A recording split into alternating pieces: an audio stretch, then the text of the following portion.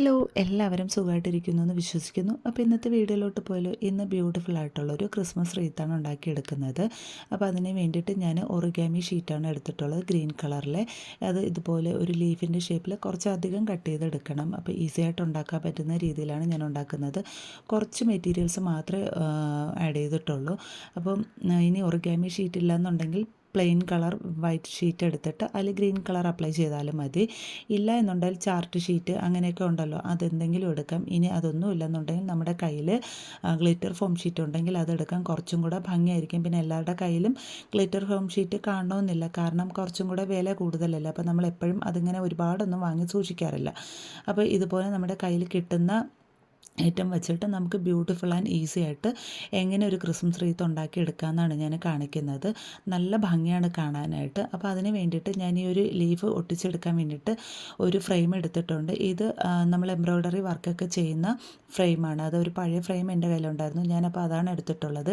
ഇനി ഫ്രെയിം ഇല്ല എന്നുണ്ടെങ്കിൽ ഏതെങ്കിലും ഒരു ചെറിയ കമ്പി വളച്ചെടുത്താലും അത് റൗണ്ട് ഷേപ്പിന്, ഇല്ല എന്നുണ്ടെങ്കിൽ കാർഡ്ബോർഡ് പീസ് റൗണ്ട് ഷേപ്പിൽ കട്ട് ചെയ്തെടുത്താലും മതി.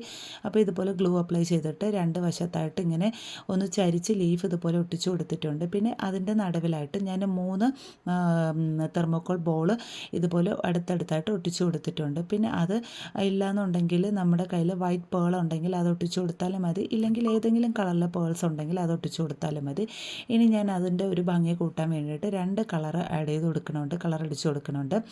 ഒന്ന് റെഡും പിന്നെ ഒന്ന് കോപ്പർ കളറുമാണ് എടുത്തിട്ടുള്ളത്. അപ്പോൾ ഒന്നിടെ വിട്ടാണ് ഇതുപോലെ അടിച്ചു കൊടുക്കുന്നത്. അപ്പോൾ ഇത്രയും കാണാൻ തന്നെ നല്ല ഭംഗിയുണ്ട്. ഇനി നമുക്കിതുപോലെ ആ ഒരു ഹുക്ക് പോലെ തോന്നിക്കുന്ന ഒരു ഭാഗത്ത് ഞാൻ ആദ്യം വിചാരിച്ചു ഇങ്ങനെ പ്ലെയിനായിട്ട് വിടാമെന്ന്. ഇല്ലെന്നുണ്ടെങ്കിൽ അപ്പോൾ ഇങ്ങനെ ഹുക്കായിട്ട് ഹാങ് ചെയ്തിടാൻ പറ്റുമല്ലോ എന്ന് വിചാരിച്ചു. പിന്നെ ആ ഒരു വൃത്തികേട് മാറി കിട്ടുന്നതിന് വേണ്ടിയിട്ട് കുറച്ചും കൂടെ എന്തെങ്കിലുമൊക്കെ വെച്ച് ഡെക്കറേറ്റ് ചെയ്തെടുക്കാമെന്ന് വിചാരിച്ചിട്ട് വളരെ കനം കുറഞ്ഞിട്ടുള്ള സാറ്റിൻ റിബൺ ഇതുപോലെ എടുത്തിട്ടുണ്ട്. അതും റെഡ് കളറാണ്.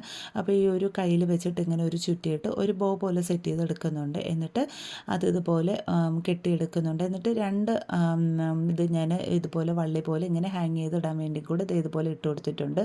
അതിൽ 2 ബോളും കൂടെ ഇതുപോലെ കെട്ടി ഇട്ട് കൊടുക്കണമുണ്ട്.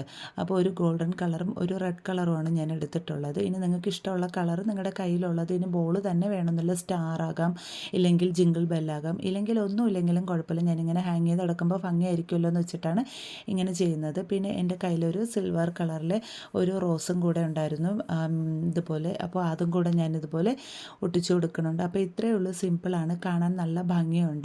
അപ്പോൾ നിങ്ങളും ഇതൊന്ന് ട്രൈ ചെയ്ത് നോക്കുക. എന്നിട്ട് ഇഷ്ടപ്പെടുകയാണെന്നുണ്ടെങ്കിൽ കമൻറ്റ് ചെയ്യാൻ മറക്കരുത്. പിന്നെ എൻ്റെ ചാനലിൽ ഇതുപോലെ ഒരുപാട് ഐറ്റംസ് ഞാൻ വീഡിയോസ് അപ്ലോഡ് ചെയ്തിട്ടുണ്ട്, കാണാത്തവർ കണ്ടു നോക്കുക. മറക്കാതെ ലൈക്കും ഷെയറും പിന്നെ സബ്സ്ക്രൈബും ചെയ്ത് സപ്പോർട്ട് ചെയ്യുക.